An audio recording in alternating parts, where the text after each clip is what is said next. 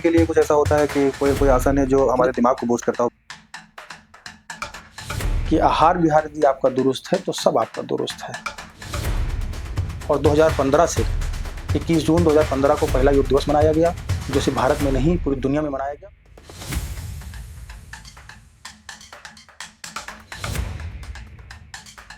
से लेके दिनचर्या से लेके आदमी मानव के अंदर महामानव कैसे गढ़ा जाए, ये सब गुण विश्वविद्यालय में है।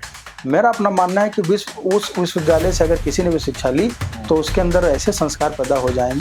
अच्छा, मन को आप पढ़ना सीखते हैं? बिल्कुल बिल्कुल बिल्कुल। कैसे? एक दूसरे का और कनेक्ट किया, अपने मन की बात उधर ट्रांसफर की, उनके मन की बात। मिथ है, मिथिकल चीजें हैं। बिल्कुल मिथिकल लगता है लोगों को, जो करता है उसी को पता चलेगा। हाँ। मैं हूँ आपका होस्ट और दोस्त, और आज मैं ऐसे सब्जेक्ट पर बात करने वाला हूँ जिसके बारे में आप सबने सुना तो ज़रूर होगा, बट इसको कोई सीरियसली नहीं लेता है। और ये भारत की परंपरा भी रही है इस टॉपिक पर, जिस टॉपिक पर हम बात करने जा रहे हैं। आइए हम आपको मिलाते हैं अपने दोस्त और गेस्ट से, मिस्टर अब्दुल हक से। ये हमें बताएंगे योगा के बारे में, योगा क्या है, योगा हमारे रोज़मर्रा की ज़िंदगी में कैसे काम करती है, और भी बहुत सारी चीज़ें। योगा का इतिहास थोड़ा बहुत समझेंगे हम लोग। तो आइए शुरू करते हैं। बहुत बहुत धन्यवाद आपका कि आपने अपने चैनल के माध्यम से योग विषय पे अपनी बातें रखने का मौका दिया। धन्यवाद आपका। तो सर, मेरा पहला क्वेश्चन आपसे ये है कि योगा क्या है? थोड़ा योगा के बारे में एक्सप्लेन कर दीजिए। एक्चुअली योग है, और योग के मतलब ही इसी शब्द में छुपे हुए हैं। योग के जो मायने हैं, योग का अर्थ है जोड़ने के। किस चीज को जोड़ने का? आत्मा से परमात्मा को जोड़ने का, यानी रूह को खुदा से जोड़ने का। और आत्मा से परमात्मा को कैसे मिलाया जाता है, इसका बहुत बड़ा उदाहरण इस्लाम में है। क्योंकि मैं अब्दुल हक हूँ, योगा थेरेपिस्ट हूँ। शुरुआती टाइम पे कुछ दिन पहले जब योगा करवाने जाता था तो बड़ा ही कुछ लोगों को ऐसा भी लगता था कि अब्दुल हक वो भी योगा थेरेपिस्ट, क्योंकि एक प्रोपेगेंडा उस समय फैला हुआ था कि योगा के खिलाफ बहुत सारी बातें, मुस्लिम योगा नहीं करना चाहते हैं, और ये बहुत सारी बातें थी। बहरहाल, तो उसका उदाहरण मैंने ये है कि योग इस्लाम में बहुत डीपली है। ये समझने का विषय है और इसको समझना चाहिए। और कैसे डीपली है वो ऐसा है कि हमारे इस्लाम में चौथे खलीफा हैं हजरत अली रज़ियल्लाहु तआला अन्हु। उनको एक बार तीर लग गया उनके पैर में, और उसको जब निकालने का प्रयास हो रहा था तो बहुत ही ज्यादा दर्द हो रहा था। उनके साथी जो साहबा इकराम थे, जब वो निकालने लगे तब भी दर्द हो, खुद निकाले तब भी दर्द हो। तो आपस में मशवरा करने के बाद ये डिसाइड हुआ कि जब ये नमाज की हालत में खड़े हों तब इस तीर को निकाला जाए। और अंततः वो नमाज की हालत में खड़े हुए और इस तीर को निकाल भी दिया गया, और उनको पता भी नहीं चला। क्यों नहीं पता चला? क्योंकि रूह का मिलन खुदा से था, आत्मा का मिलन परमात्मा से था। शरीर पे, जिस्म पे क्या हो रहा था कुछ फर्क नहीं पड़ने वाला। यानी कि आत्मा परमात्मा में लीन थी उस टाइम पे। शरीर मतलब एक ढांचा खड़ा हुआ था, क्या हो रहा है, कौन कर रहा है, कुछ पता नहीं था। उस समय आत्मा परमात्मा से जो लीन थी वही एक्चुअली योग है, और वही योग है। ये समझना चाहिए सारे धर्म पद्धति के लोगों को कि योग जो है वो मनुष्य को स्वस्थ रखने का काम करता है। योग करना इसलिए चाहिए कि इंसान बीमार ना पड़े। दिमाग में क्या बैठ जाता है, अक्सर लोग सोचते हैं जब बीमार पड़े तब ये योगा करना चाहिए, जब ये दिक्कत आए तब। नमाज भी एक तरीके से योग का बिल्कुल योगा है, बिल्कुल योगा है। प्रज्ञा योग है, उसमें नमाज के जितने आसन से लगभग सब मैच करते हैं प्रज्ञा योग से। और योग प्रज्ञा योग से, प्रज्ञा योग है, उसपे 16 आसन से, और उसको करने से जो है बहुत तरीके की बीमारियों दूर होती हैं। नमाज से लगभग मैच करती है। नमाज भी एक तरीके का पूरा योग है। नमाज भी पाबंदी से पढ़ना चाहिए। मेरा मानना जहाँ तक है कि जो आदमी नमाज का पाबंद है और 5 टाइम की नमाज पढ़ता है पाबंदी से, वो कभी बीमार नहीं पड़ सकता। लेकिन उसके लिए शर्त है कि आहार और विहार भी सही होना चाहिए।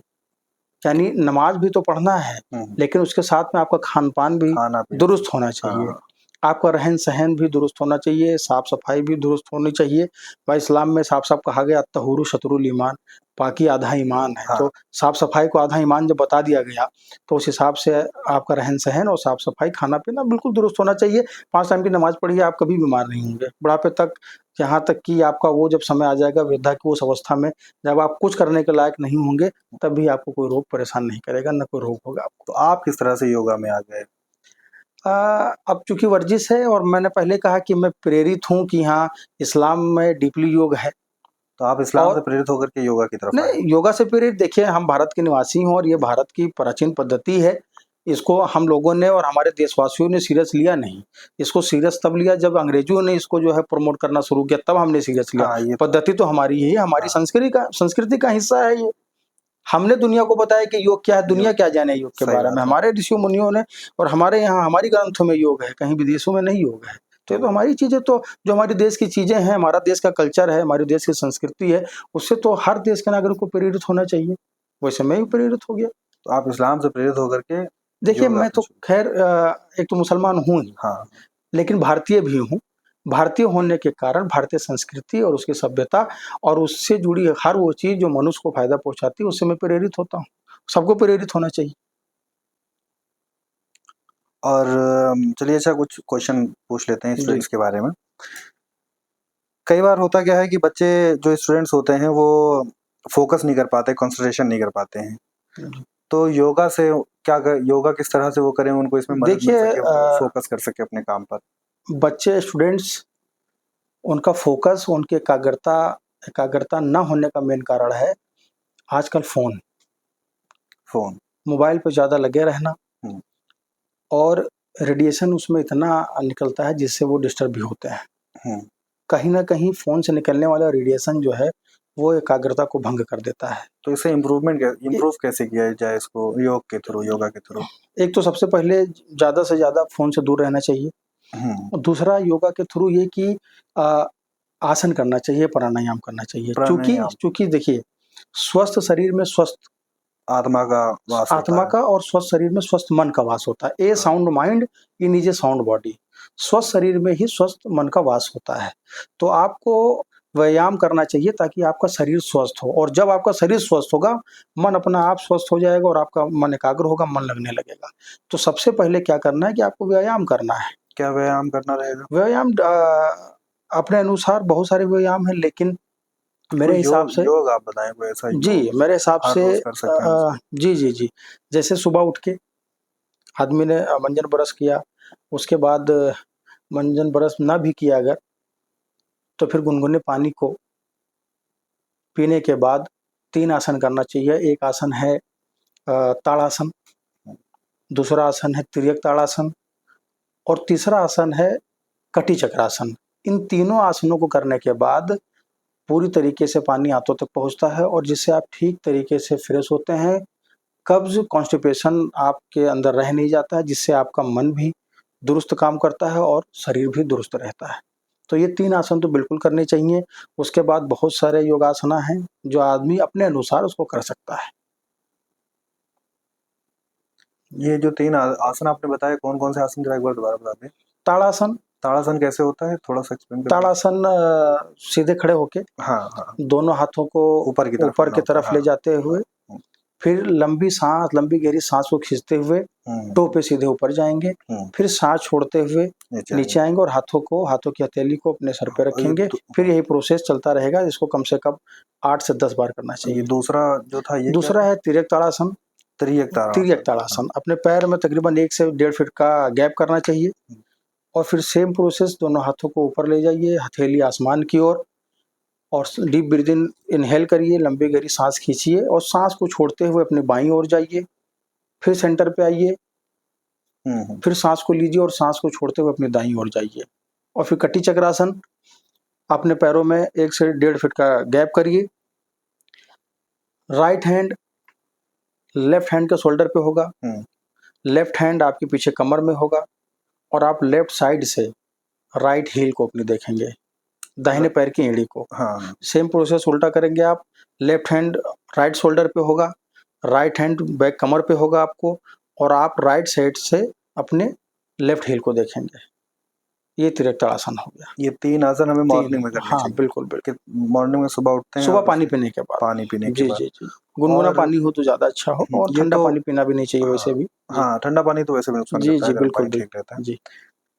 और ये तो बॉडी के लिए हो गया। ब्रेन के लिए कुछ ऐसा होता है कि कोई कोई आसन है जो हमारे दिमाग को बूस्ट करता हो, ब्रेन को बूस्ट बिल्कुल, कर देता बिल्कुल, हो? बिल्कुल। ब्रेन के लिए बहुत ही शानदार आसन है। हुँ, वो है आपका, एक तो है शीर्षासन, जिसमें सर के बल खड़ा हो जाता है और बहुत ही बैलेंसिंग है। इसमें दो चीजें हैं, एक तो सर्कुलेशन उल्टा होता है जिससे आपका दिमाग तेज हो गया होगा, दूसरा एकाग्रता बहुत आती है। अगर आपके अंदर एकाग्रता नहीं तो शीर्षासन आपसे होगा ही नहीं, आप गिर जाएंगे, बैलेंस बनेगा ही नहीं। कैसे होता है ये शीर्षासन? इसमें जो है सिर जमीन पे होता है, पैर ऊपर होते हैं। अच्छा, उल्टा हो और जाता है। जी जी जी, और अपने हाथ को सर के बल लगा के, सर से लगा के, और ये जो हमारी दोनों हाथ हैं वो साइड में रहेंगे, जिससे बैलेंस बनाया जाता है। और कोई ऐसा डेली रूटीन बताते हैं जो 15-20 मिनट करे, या फिर मेडिटेशन टाइप का कुछ ऐसा जो बहुत इजीली हो जाए, देखिए आराम से योगा? आजकल एक चीज़ और कॉमन हो गई है, हम लोगों को लगभग 70% लोगों को होता है, हर रोज की बीमारी है ये सर्दी जुकाम बुखार। तो क्या कोई ऐसा योग है जो इन सब चीज़ों में फ़ायदा करता हो अगर हम उसको रेगुलर करते रहे तो? देखिए, सर्दी जुकाम बुखार जो है ये होता क्यों है, इस पे आपको जानना चाहिए। हाँ। कहीं ना कहीं जो है लीवर में टॉक्सिस होते हैं आपके, लीवर में कुछ दिक्कत होने की वजह से आपको बुखार होता है, या पेट की गड़बड़ी होने से भी बहुत सारे रोग होते हैं। आपको सबसे पहले ध्यान देना चाहिए कि किस तरीके से आपका पेट सही रहे। हाँ, खान पान सही होना खान चाहिए। पान बहुत जरूरी है। आपका आहार विहार, मैंने जैसे पहले भी कहा कि आहार विहार यदि आपका दुरुस्त है तो सब आपका दुरुस्त है। और उसके लिए बहुत सारी चीजें हैं योग में, जैसे आपकी जो है नेति है। नेति? हाँ, नेति, रबड़ नेति होती है, कैसे होता है? जो नाक के रास्ते से डाल के और हाँ। मुंह की तरफ से निकालते हैं, हाँ। और उसको फिर रब करते हैं, जिससे जो है साइनस खत्म होता है। माइंड उससे बहुत नहीं, ये तो पेनफुल होता होगा हाँ, ना? पेनफुल होता है, लेकिन जो अभ्यास के बाद जो है, जिनको अभ्यास होता है वो अच्छे से करते हैं। तो जल नेति होती है। जल नेति क्या होती है कि हल्का हल्का सा गुनगुना पानी में थोड़ा सा नमक डाल के आप नाक से एक साइड से लगाते हैं, दूसरी तरफ से पानी निकलता रहता है। इसको भी निरंतर करने से आपके मतलब एक तरफ से खींचना होता है, दूसरी तरफ से खींचना है नहीं, सिर्फ लगा के आप थोड़ा सा जो है अपने सर को डाउन करेंगे। प्रेस ना करिए, सर को डाउन करिए, पानी अपने आप निकलना शुरू हो जाएगा। फिर दाहिनी तरफ से करिए, यही प्रक्रिया बाईं तरफ से करिए। इसको करने से भी आपके जो जुकाम उखाम और सर दर्द की जो बीमारियां हैं लगभग दूर रहती हैं। इसको करना चाहिए और जरूर करना चाहिए इसको। और ये जुकाम वगैरह इससे सही हो जाएगा? बिल्कुल सही हो जाएगा। और होगा भी नहीं जल्दी। इसको अगर आप अपने जीवन में जो है अपने जिंदगी का हिस्सा बना लेते हैं, रेगुलर अगर करते हैं, बिल्कुल करिए इसको, बहुत फायदे। हफ्ते में बस रेगुलर ना करिए, हफ्ते में 2-3 बार कर लीजिए। हफ्ते में 2-3 बार बिल्कुल बिल्कुल बिल्कुल काम करेगा जी। और उसके अलावा भी और भी बीमारियां हो जाती हैं जो रोज में बच्चों में हो जाती हैं इस तरीके की। देखिए, बच्चों के लिए मैंने फिर आपसे कहा कि योग को करना चाहिए इस वजह से कि बीमार आप पड़े ही नहीं। आप योग को अपने जीवन का एक हिस्सा बना लीजिए। जिस तरीके से आप खाना नहीं भूलते, आप नहाना नहीं भूलते, कपड़ा पहनना नहीं भूलते, लोगों से बात करना, दोस्तों से मिलना, मार्केट घूमना नहीं भूलते, इस तरीके से योग को आपको अपने जीवन का हिस्सा बना लेना है कि हमको उठ के इतने मिनट हर रोज ये करना, जिससे आप बीमार ही ना पड़े। बीमार होने के बाद अगर आपने योग किया तो क्या किया? ये रेगुलर होना चाहिए। आप रेगुलर अपने जीवन में उतारिए इसको, रोज करें, बीमार ही ना पड़िए। आप बीमार होने का सवाल ही, बीमार होने का नाम ही मत लीजिए। योग करिए आप और निरोग रहिए आप। अच्छा सर, ये बताएं कि भारत से योग शुरू, जैसा हमने अब तक जाना है, पढ़ा है, समझा है, योग की शुरुआत हुई भारत में। बिल्कुल। लेकिन आज इसको इंडिया में यूथ और बाकी जनरेशन के भी लोग आउटडेटेड मानते हैं। उन्हें लगता है कि योग तो पुराने ज़माने की बातें हैं, पुराने ज़माने की चीज़ें। तो किस तरह से ये किया जाए कि यूथ में इसके लिए थोड़ा सा क्रेज आए? देखिए, स्वास्थ्य को लेके जो भी जागरूक है वो योग को अवॉइड नहीं कर सकता, नकार नहीं सकता वो। क्योंकि योग ही ऐसी चीज है जो शारीरिक, मानसिक और आपके आध्यात्मिक, भावनात्मक और सामाजिक जीवन को बैलेंस करके रख सकता है। बाकी किसी भी एक्सरसाइज और थेरेपी में ये क्षमता नहीं है जो सारी चीजों को बैलेंस करके रख सके। अच्छा, सिर्फ योग ही है? योग ही ऐसा है जो आपके मन, शरीर, आपकी सामाजिक स्थिति, आपके आध्यात्मिक, आपकी भावनात्मक, तो सबको बैलेंस कर सकती है। यूथ में कैसे क्रेज पैदा हो, ये तो हम जानते हैं, जो लोग पढ़े लिखे भी हैं वो इस बात को जानते हैं। जी, यूथ में इसको जागरूकता की आवश्यकता है। ये हम आप उनको जागरूक करेंगे। कैसे कि योग ही नहीं, गवर्नमेंट, देखिए गवर्नमेंट लगातार काम अपना कर रही है, और गवर्नमेंट, भारत सरकार ने योग दिवस के रूप में पूरी दुनिया में इसका लोहा मनवाया, और 2015 से 21 जून 2015 को पहला योग दिवस मनाया गया, जो सिर्फ भारत में नहीं पूरी दुनिया में मनाया गया, और पूरी दुनिया में भारत का डंका बजा कि योग गुरु भारत है तो है, हाँ, भारत और है जन्माया सही। लोगों को, उसे अवेयरनेस भी आई। बाबा रामदेव देखिए योग के जरिए ही इतना काफी पॉपुलर हो गए बिल्कुल मतलब। बिल्कुल, बाबा रामदेव जी बहुत पॉपुलर हुए और उन्होंने योग का बहुत काम किया, और उनके अलावा भी बहुत लोग हैं जिनको बहुत लोग नहीं जानते हैं, उन्होंने बहुत बड़े बड़े काम किए हैं। और योग तो बहुत पहले आया है, जब ना हम थे, ना आप थे, ना बाबा रामदेव जी थे, कोई नहीं था, तब से योग चल रहा है। खैर, हाँ, तो योग तो हमारे हमारे देश की पद्धति है, तो पहचान रही है ये, बिल्कुल हमारे सदियों देश तक की पहचान पहचान है रही है। योग, योग हमारे संस्कृति का हिस्सा है जी। तो कॉलेज में हम क्या कर सकते हैं कि यूथ देखिए इसके लिए थोड़ा सा। देखिए, सरकार को चाहिए कि जो है जो पाठ्यक्रम है उसमें योग को शामिल करना चाहिए। हाँ, हाँ, सही है। बिल्कुल, योग को शामिल करना चाहिए, और योग से होने वाले जितने भी फ़ायदे हैं, फायदे हैं उनके बारे में बताना अपने चाहिए। जीवन में उनको बताना चाहिए, क्योंकि सब कुछ स्वस्थ होने पे ही हो सकता है। यदि आप स्वस्थ नहीं, तो कोई आपके साथ नहीं। सही है। अगर आप पढ़ाई कर रहे हैं और बीच में अगर अस्वस्थ हो गए, तो पढ़ाई भी आपकी छूट जानी है और सब कुछ डिस्टर्ब हो जाएगा। तो पाठ्यक्रम में इसको शामिल करना अति आवश्यक है। यदि आप स्वस्थ रहेंगे तो ठीक से पढ़ भी सकेंगे, और समाज के उत्थान के लिए और देश के उत्थान के लिए अच्छा काम भी कर सकेंगे। अगर कोई हमारा व्यूअर या कोई स्टूडेंट या कोई भी जी, योग में अपना करियर बनाना चाहे, जी। तो वो कैसे, कहाँ पर जाए, किस कॉलेज को ज्वाइन करें? देखिए योग में बहुत सारी संभावनाएँ हैं, हुँ, और योग का मार्केट भी बहुत बड़ा, आपसे बता दूँ। हुँ, चूँकि हर आदमी कहीं न कहीं कुछ न कुछ बीमारियों से ग्रसित है। हुँ। कहीं कुछ न नहीं क्या कुछ, मतलब 100% लोग ही बीमारियों से हाँ, ग्रसित हाँ, हैं। दिक्कत है, कुछ न कुछ लोगों को है, और उसके लिए बहुत सारे लोग हैं जो योग सेंटर तक भी नहीं जा सकते। हुँ, बहुत सारे लोगों को है कि योग ट्रेनर खुद बुला के अपने घर पे उनसे योग की ट्रेनिंग लेते हैं, और उससे स्वस्थ भी होते हैं, लाभ भी लेते हैं। अब रही योग की शिक्षा लेने के लिए, योग के शिक्षण संस्थान भी बहुत हैं। जैसे मैं हूँ, अपने मैंने भारत में।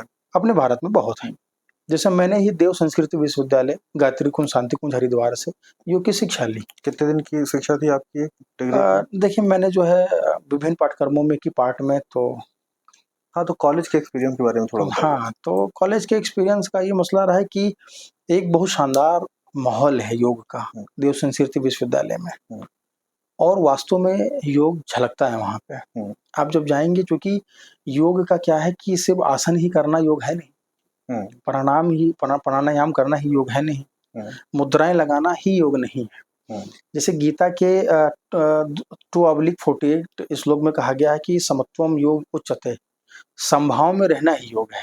हुँ, यानी यदि आप समभाव में रहते हैं तो योग कर रहे हैं आप। हुँ, और भगवत गीता में 2:52 में कहा गया है कि योगा कर्म सुकौशलम, कर्म की कुशलता ही योग है। यानी अपने काम को इधर कुशलता पूर्वक आप कर रहे हैं तो योग कर रहे हैं आप। तो ये बहुत बड़ा विषय है, और इस विषय को अगर आपको गहराई में देखना है तो वाकई में देव संस्कृति विश्वविद्यालय में आपको देखने को मिलेगा, एक बार हाँ, जहाँ जीवन जीने की कला से लेके, दिनचर्या से लेके, आदमी मानव के अंदर महामानव कैसे गढ़ा जाए, ये सब गुण विश्वविद्यालय में है।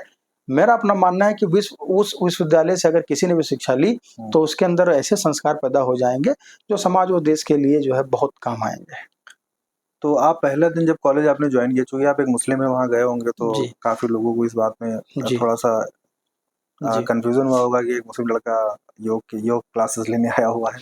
देखिए, तो मैंने जहाँ योग की शिक्षा ली, देव संस्कृति विश्वविद्यालय, गायत्री कुंज, शांति कुंज, हरिद्वार, उसके जो संस्थापक हैं पंडित श्री राम शर्माचार्य जी, हुँ, और उनका नारा ही है कि मानव मात्र एक समान,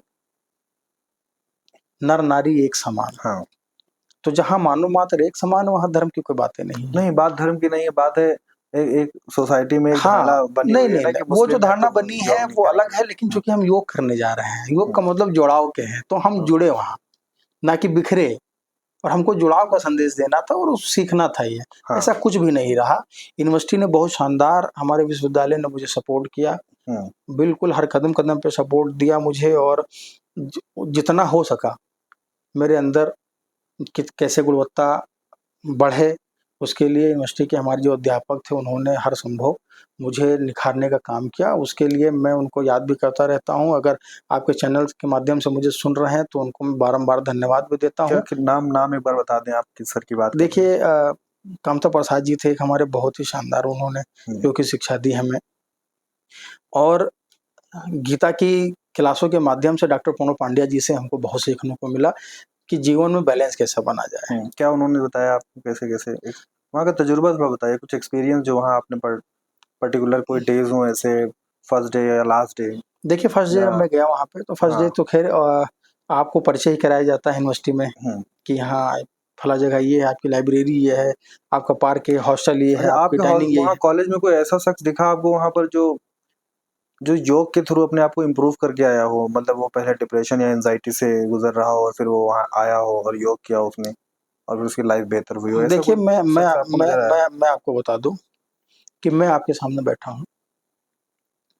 योग से पहले और योग के बाद की मेरी ज़िंदगी में मैं अपनी ही बात बता दूँ आपको कि बहुत ज़्यादा बदलाव रहे हैं हमारे। यहाँ हाई स्कूल और 12th करने के बाद, 12th करने से पहले तक तो क्या स्थिति थी वो तो हम जानते हैं, या हम जिनके अगल-बगल रहते हैं उन्हीं को पता है कि मेरी कार्यशैली या मेरे विचार कैसे थे, ये सबको पता है। जब एडमिशन मेरा वहाँ पे हुआ और योग में मैं आया, हम्म। और योग, ध्यान, प्राणायाम, मुद्रा और वहाँ का जो वातावरण, उसने इस तरीके से काम किया खुद मेरे ऊपर हम्म। कि अच्छे और गलत का भेद होना मुझे खुद शुरू हो गया। हम्म। ऐसी-ऐसी चीज़ें सामने आने लगी जिसकी कल्पना मैंने नहीं की। जैसे कि क्या? जैसे कि बहुत बार ऐसा हुआ कि ध्यान के माध्यम से, ध्यान में चूँकि लगाने का मुझे बहुत आनंद आता है ध्यान लगाने में, तो ध्यान वगैरह के माध्यम से ऐसा हुआ कि आप जो बोलना चाहें, वो पहले मुझे आभास हो गया कि आप क्या कहना चाहते हैं। अच्छा, मन को आप पढ़ना सीख गए थे। बिल्कुल, बिल्कुल, बिल्कुल। योग और ध्यान के माध्यम से संभव है। कैसे, मतलब थोड़ा सा आप एक्सप्लेन करिए व्यूअर्स के लिए हमारे। देखिए मैं आपको बताऊँ कि मनुष्य में ऑरा होता है, और ऑरा होता है। और आत्मा से तो नहीं जुड़ी हुई होती है। देखिए आत्मा है तो ऑरा है, हाँ। आत्मा नहीं तो क्या? सुनिए, तो ऑरा जो है, तो अगर आपका ऑरा पॉज़िटिव है और मेरा ऑरा पॉज़िटिव है, तब तो एक-दूसरे के साथ हम बैठेंगे हम्म। और अच्छा भी लगेगा बैठने में। हम्म। यदि आपका ऑरा नेगेटिव है और मेरा पॉज़िटिव है, तो मैं आपके साथ नहीं बैठ सकता, क्योंकि नहीं। मेरा ऑरा कनेक्ट नहीं कर पाएगा। हाँ, हम जोड़ नहीं पाते हैं। बिल्कुल जुड़ नहीं पाएँगे हमारे। हम्म। तो नेगेटिव ऑरा अगर आपका है और पॉज़िटिव मेरा, तो क्या नेगेटिविटी मुझे आभास होना शुरू हो जाएगा।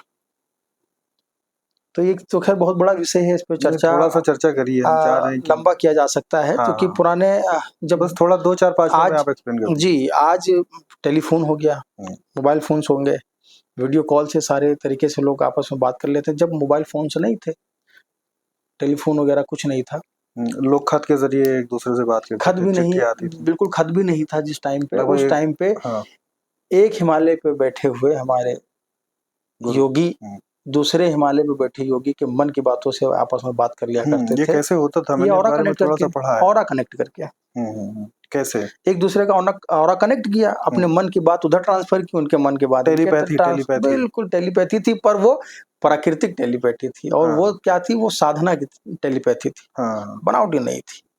तो ये बहुत बड़ा विषय है ये, और इसको सीखना भी चाहिए लोगों को जहाँ तक। और लेकिन अगर योग विषय में आप जाते हैं, तो मेरे ख्याल से सब आप जान जाएंगे कि कैसे-कैसे क्या करना तो है। थोड़ा सा कुछ एक्सप्लेन करिए, ये मिथ है, मिथिकल चीजें हैं ऐसा बिल्कुल लगता है। मिथिकल लगता है लोगों को, जो करता है उसी को पता चलेगा। हाँ।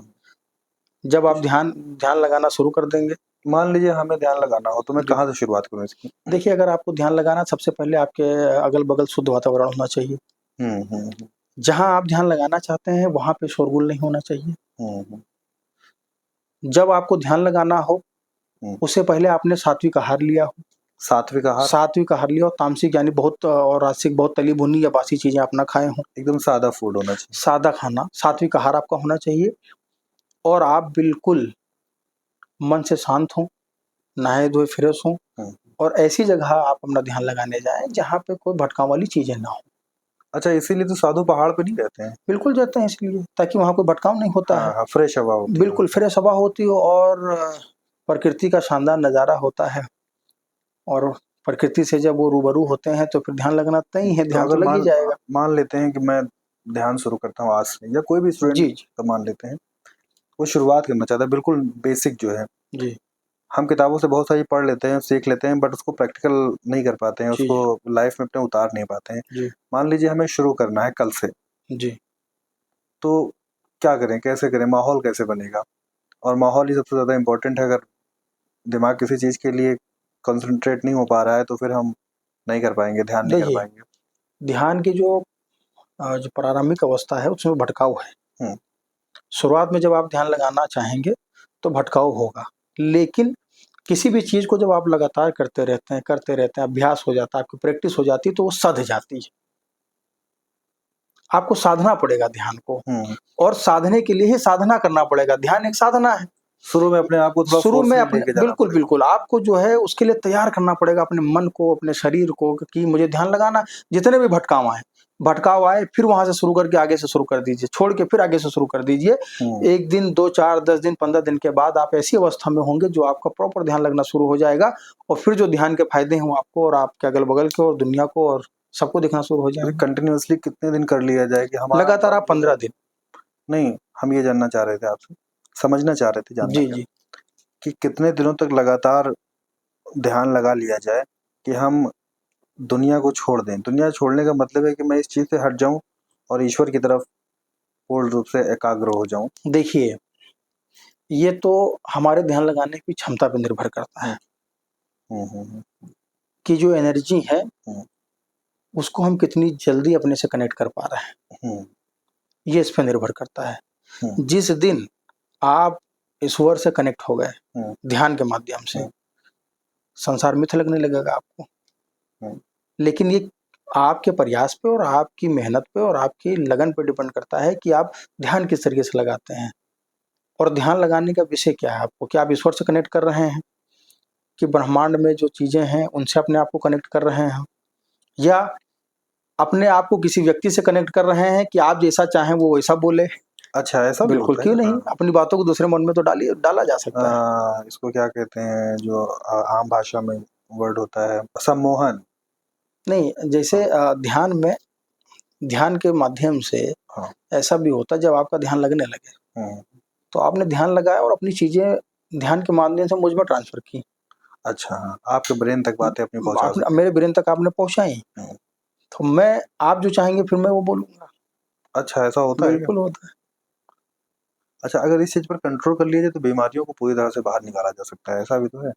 देखिए, बीमारी की बात मैं बार बार इसलिए कर रहा हूँ क्योंकि लगभग हर एक व्यक्ति बीमारी से पीड़ित है, मतलब। बिल्कुल बिल्कुल। अच्छा, वो पीड़ित है उसका कारण है क्योंकि वो जान ही नहीं रहा कि रहना कैसे चाहिए। अच्छा, हाँ, कैसे रहना चाहिए, योग खाना कैसे चाहिए, दिनचर्या कैसी रखनी चाहिए, सोने का समय क्या हो, उठने का समय क्या हो। अगर ये आपको पता चल जाए, ये अगर आप जान रहे हो कि सोने का समय, देखिए इस्लाम में भी कहा गया जल्दी सोइए और जल्दी जगिए। उठ जाए, ईशा की नमाज पढ़ने के बाद ईशा की नमाज पढ़ने के बाद आप सो जाइए, और तहज्जुद में उठने का बताइए नियम है हमारे तहज्जुद में उठ तो अगर जाइए और तहज्जुद में आप उठ जा रहे हैं, फजर की नमाज पढ़ जा रहे हैं, और उस टाइम पे जो हवा चलती है प्राकृतिक रूप से, उसमें अगर आप टहल रहे हैं तो कितने लाभ हैं आपके। तो आपको आपका जो है टाइम सोने और जगने का सही होना चाहिए। उसके बाद योग को, एक्सरसाइज को अपने जीवन में आपको उतार लेना चाहिए। खान पान आपका बहुत शुद्ध होना चाहिए। खान पान की रूटीन आप एक बार बता दें। मान लीजिए मैं सुबह उठ जाता हूँ 5 बजे, जब फजर में या जब सूरज निकलता है जी, उस टाइम हम उठ जाते हैं, हम योग करते हैं या नमाज पढ़ते हैं। अलग अलग लोग अलग अलग चीजें करते हैं। उसके बाद हम सुबह में, जिस तरह से आपने योग की बात की है, मैं उस लिहाज से बात कर रहा हूँ। वैसे आजकल के बच्चे उठते हैं, कुछ भी खा लेते हैं, चाय पी लेते हैं गर्म गर्म। तो योग के लिहाज से अगर बात की जाए तो सुबह में क्या खाना चाहिए और उसके बाद लंच में क्या होना चाहिए या डिनर में क्या होना चाहिए? यदि आप स्वस्थ व्यक्ति हैं तो मैंने बताया कि सुबह पानी पीने के बाद, एक्सरसाइज करने के बाद और स्नान नहाने के बाद, इन सारी क्रियाओं करने के बाद जब आप नाश्ता करें, कुछ खाएं, तो आप प्रयास करें कि जो फ्रूट्स और फल का इस्तेमाल ज्यादा करें मॉर्निंग में। हाँ, उसका इस्तेमाल ज्यादा करें। रही बात लंच की, तो लंच में भी वैसी चीजें होनी चाहिए जो आपके शरीर और मन को भी कंट्रोल करके रखें, क्योंकि कहा गया जैसा खाएं अन्न वैसा बने मन। हाँ, तो यदि आप तामसिक आहार का सेवन करते हैं तो आप तमस के गुण आपके अंदर आएंगे, उपद्रवी आप बनेंगे, समाज के लिए आप घातक बनेंगे। सही बात है। तो मैं बिल्कुल मना नहीं कर रहा कि हाँ बिल्कुल हाथ ना लगाइए, पर आप जो है वो एक लिमिटेशन, मैंने कहा नहीं कि समभाव में रहिए, लिमिट में रहिए। हाँ। और रही बात रात के खाने की, तो रात का खाना 7 बजे तक खा लें, बिल्कुल खा लीजिए।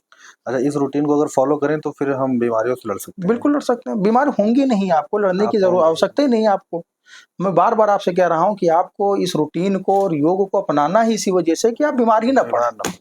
क्यों बीमार होने का आप इंतजार कर रहे हैं? हाँ हाँ, सही बात। रूटीन को सेट करिए, बीमार नहीं होंगे।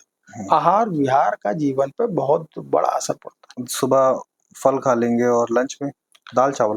देखिए, दाल चावल ही नहीं है, दाल चावल तो ही है हमारे माशरे में कि हाँ दाल चावल बन गया। हरी सब्जियां हैं, खाइए आप, रोटी आप खा ही रहे हैं। उसके साथ में आपने खाने के साथ में जो है खीरा ककड़ी बाजार में उपलब्ध है, बहुत सारी हरी सब्जी खाना। बिल्कुल बिल्कुल।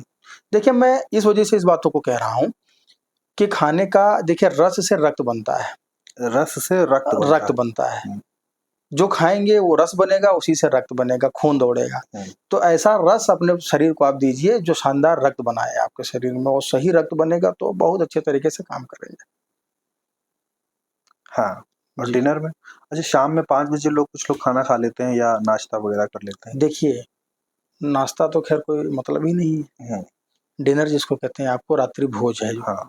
7 बजे तक यदि उसको आप कर लेते हैं, पहली बात तो ये कि 7 बजे तक अगर यदि आप खाते हैं तो जो आपके रूटीन में है सब्जी रोटी दाल चावल वो खाइए आप। और 8 बजे तक यदि आप खाते हैं तो दलिया उलिया ले लीजिए आप 8 बजे। हाँ, पतली दलिया वगैरह खाइए। 8 साढ़े 8 बाद अगर हम कोई फूड लेना चाहें, यदि आप 9 और 10 के बीच में आपका समय पहुंच गया तब तो आप जूस ले लीजिए। और 10 तक यदि आपने नहीं खाया तो खाइए मत, मतलब 10 सो जाइए।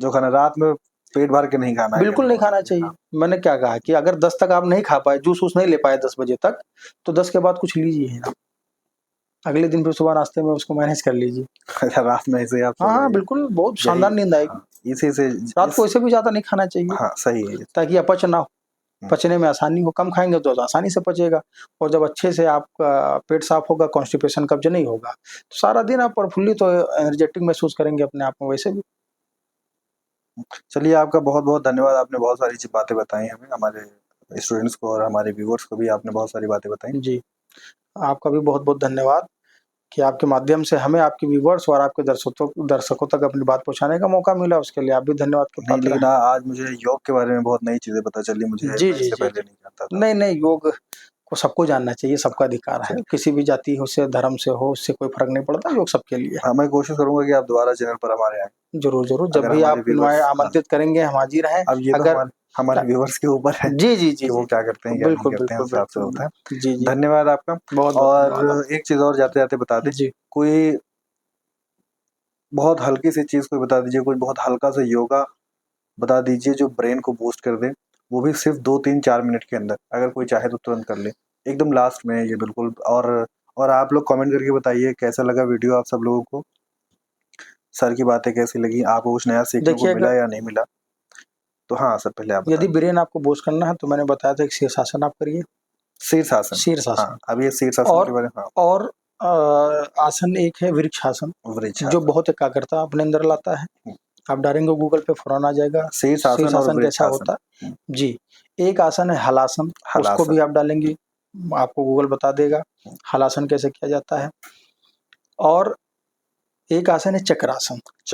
हाँ।